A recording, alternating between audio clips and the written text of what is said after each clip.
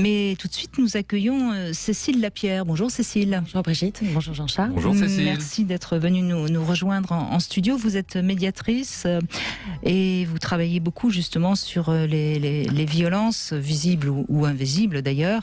Vous êtes fondatrice de l'association DIA Positive. Alors je crois que vous avez entendu un petit peu tout ce qui s'est dit depuis le début de l'émission. Vous avez envie de réagir ? Sur la violence verbale au travail, moi je travaille beaucoup avec les prud'hommes et sur les faits de harcèlement moral. Les problématiques de violence morale sont liées à des problématiques de système.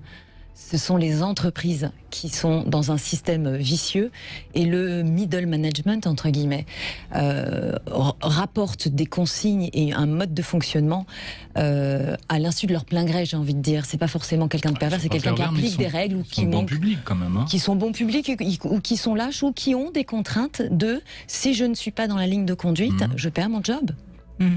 Donc, oui, et donc par peur de perdre leur job, ils deviennent eux-mêmes acteurs de violence.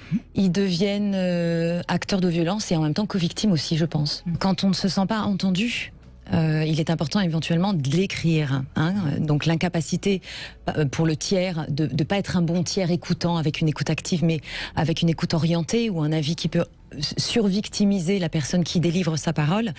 Et par exemple, le gouvernement a mis en place un site internet qui s'appelle Mes mots de vie et qui permet à toutes les victimes de violences morales de consigner en ligne tout ce que l'on vit. Parce que quand on vit des violences morales au quotidien, on finit par oublier au quotidien ce qu'on vit et on ressort après 3 ans, 5 ans, 10 ans de maltraitance avec très peu de dossiers et très peu de preuves pour les dossiers judiciaires derrière.